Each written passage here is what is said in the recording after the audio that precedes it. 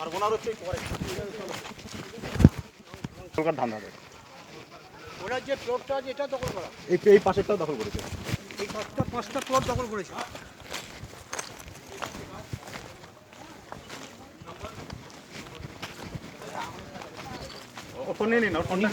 নিতাই কে আছে? ওই যে পালিয়েছে, পালিয়েছে দৌড়ে পালিয়েছে।